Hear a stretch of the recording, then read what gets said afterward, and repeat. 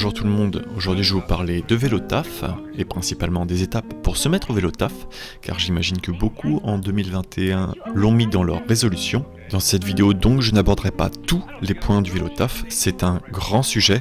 Je me focaliserai donc sur ce qu'est le vélo taf, pourquoi et quand choisir le vélo taf, comment choisir l'itinéraire que vous emprunterez et les erreurs à éviter, un petit point sur le choix du vélo et les différents basiques avant de partir. Le vélo taf donc c'est quoi? Pourquoi ça porte ce nom? Eh bien ça vient de vélocipède et de taf qui désigne travail. C'est utilisé pour les personnes qui se rendent au travail avec le vélo comme moyen de locomotion.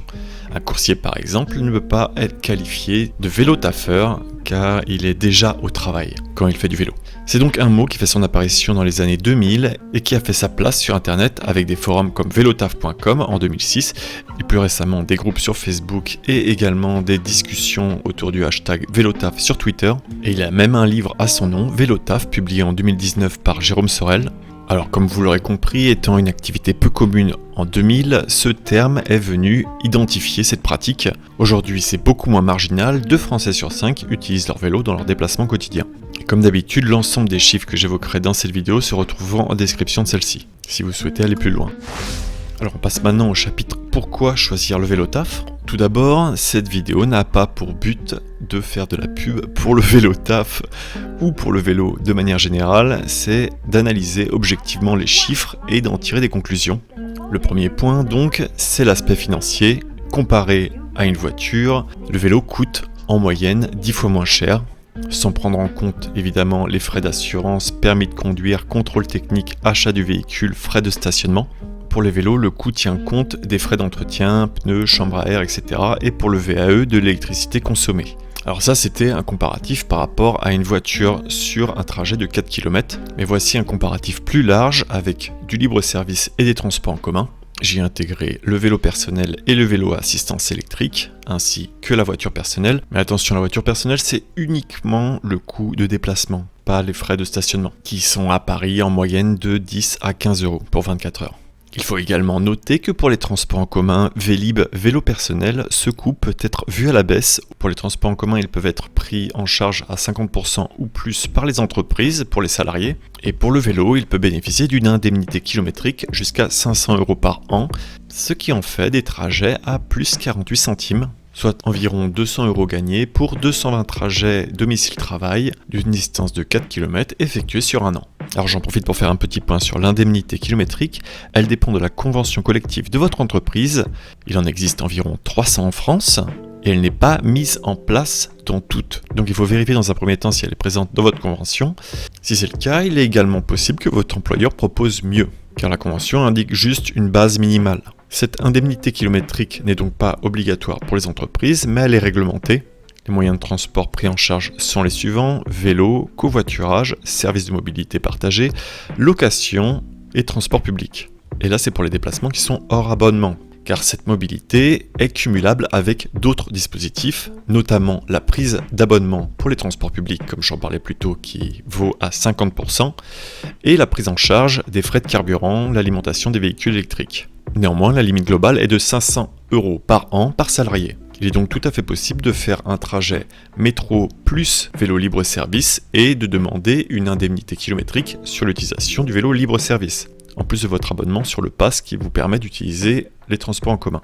Ou encore de vous faire rembourser l'indemnité kilométrique vélo et de vous faire rembourser le ticket de métro les jours où il pleut, dans la limite des 500 € par an.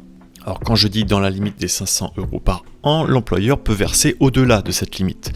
Mais ce montant sera soumis à une cotisation et impôt sur le revenu, ce qui n'est pas le cas des 500 premiers euros, qui est exonéré de charges. Si vous êtes intéressé par ce sujet et la mise en place de l'indemnité kilométrique de votre entreprise, n'hésitez pas à poser vos questions en commentaire et je les développerai dans une autre vidéo. On passe maintenant au second point, la santé. Pour un citadin, se déplacer en vélo constitue l'un des moyens les plus sûrs d'avoir sa dose quotidienne d'activité physique. Cela a été démontré dans une étude danoise réalisée en 2000 sur 30 000 hommes et femmes de 20 à 93 ans. Elle a conclu que l'usage du vélo dans des déplacements domicile-travail entraîne une réduction des risques de mortalité précoce de 28%. En France, il y a également une étude réalisée en 2013 par le ministère de l'écologie, du développement durable et de l'énergie qui a chiffré à minima une réduction des risques de 30% pour les maladies coronariennes, de 24% pour les maladies vasculaires, de 20% pour le diabète type 2, moins de 15% pour le cancer du sein et moins de 40% pour le cancer du côlon. Très sincèrement, avant d'avoir fait les recherches, je ne pensais pas que le vélo pouvait être aussi bénéfique au quotidien. Et en prolongement du physique, il y a également le mental, parce que ça vous aide à avoir une meilleure qualité de sommeil et ça baisse également le stress et la déprime. Sans oublier l'endorphine pour ceux qui font des longs trajets vélo-taf, car celle-ci s'active au bout de 30 minutes. J'avais d'ailleurs fait un sondage sur Twitter et trouvé un sondage sur Facebook qui indique que entre 30 et 40 minutes, c'est le temps d'un trajet idéal de vélo-taf. C'est aussi le temps qui permettra à votre corps de relâcher ses endorphines. Et dernier petit point, le vélo n'est pas plus dangereux que la voiture ou la marche si on les compare sur le nombre d'accidents par kilomètre parcouru. Pour ce point, je vous renvoie vers la vidéo sur le port du casque que j'avais fait où je détaille tous ces éléments. Alors maintenant que vous connaissez tous les avantages du vélo taf, il faut vérifier si c'est la meilleure solution, ce qui n'est pas forcément le cas. Pour le choix de l'itinéraire donc, si la distance est inférieure à 1,5 km, envisagez la marche, car aussi bien pour l'objectif physique que le gain de temps, la marche sera plus intéressante. Alors si vous pensiez que vous pouvez faire un détour avant d'aller à votre entreprise, c'est une mauvaise idée, car ça ne sera peut-être pas couvert par votre entreprise en cas d'accident. Le trajet vélo-taf est couvert uniquement pour la distance la plus courte entre votre domicile et le travail. Vous devez également déclarer à votre entreprise que vous faites des trajets vélo-taf. Pour les distances entre 1,5 et 3 km, je vous recommande une trottinette mécanique, car elle a l'avantage de se faufiler partout, comparé à une électrique qui doit se cantonner aux pistes cyclables. Et donc pour les trajets de plus de 3 km, le vélo est une bonne solution, encore faut-il que le trajet soit bon. Pour comparer vos différents itinéraires, aussi bien transport en commun que vélo, je vous recommande d'utiliser Citymapper, qui est une très bonne application mais qui ne fonctionne que dans certaines grandes villes. Elle pourra également vous proposer des itinéraires mixtes, transport en commun, vélo. Il y a évidemment Google Maps, mais qui ne propose pas de trajet mixte, vous pouvez néanmoins switcher entre différents types de transports. Alors maintenant que vous avez une idée de votre itinéraire, il est mieux de le tracer pour commencer. Autant que possible, privilégiez les aménagements cyclables, les voies vertes, les zones 30, les zones à faible trafic et les trajets à bonne continuité cyclable. Pour cela, vous avez d'excellentes applications qui existent. Komoot vous permet d'identifier les différents types de routes que vous aurez sur votre itinéraire. Strava vous permettra de voir les zones chaudes, mais c'est payant. C'est les zones où il y a un fort trafic cyclable, ça ne veut pas pour autant dire que c'est des zones qui sont sécurisées. GeoVélo vous permettra également de créer un itinéraire protégé. Une fois que vous avez créé votre itinéraire grâce à ces applications, et que c'est votre première fois que vous allez aller au travail en vélo, je vous recommande de tester cet itinéraire en week-end quand il n'y aura pas de fort trafic. Ne pas vous presser sur votre trajet parce que c'est pas une course, il faudra arriver au travail sans être tout transpirant. Et qu'entre un planificateur et votre vitesse, il y a une différence. Ça vous permettra de connaître votre temps réel pour ne pas vous presser en allant au travail. Parce que ça, c'est la pire chose à faire en allant au travail, c'est de se presser. N'oubliez pas, avant tout, que le choix de l'itinéraire, c'est ce qui rend un trajet dangereux ou non. Pour ces raisons, à chaque fois que vous identifierez un danger, je vous recommande de prendre le temps d'analyser d'où vient le problème, si c'est quelque chose lié à votre conduite ou un manque d'anticipation, une vitesse trop élevée ou une conduite dangereuse, ou si c'est lié à l'infrastructure.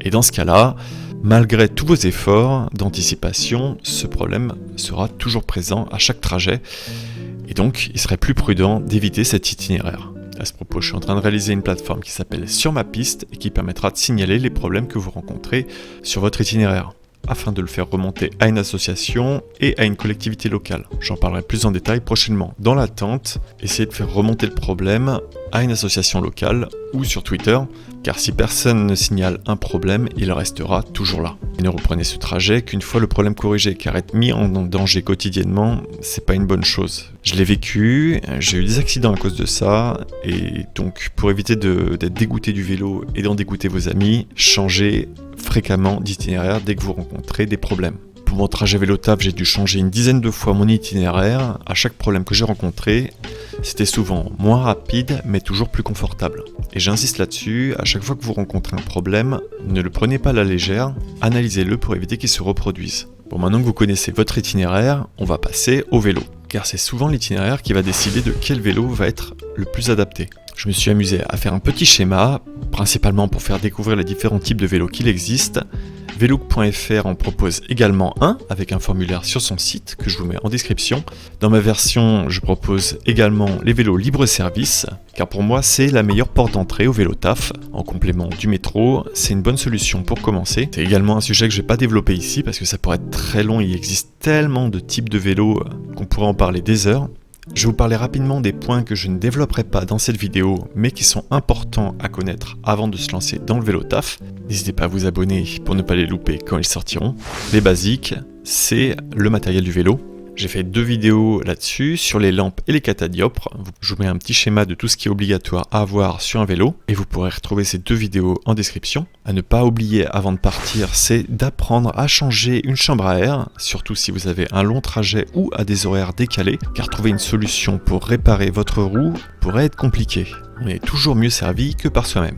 Et je vous assure que c'est pas si compliqué que ça, j'ai également une vidéo là-dessus. Il y a également la sécurisation du vélo qui est extrêmement importante, j'ai fait tout un sujet là-dessus, pareil, je vous laisse toutes les informations en description. Et pour les vêtements liés au vélo taf, j'ai commencé à faire un sujet sur le vélo taf sous la pluie, pour savoir ce que vous devez toujours avoir avec vous. Enfin, sachez qu'il n'y a pas d'âge pour commencer le vélo taf.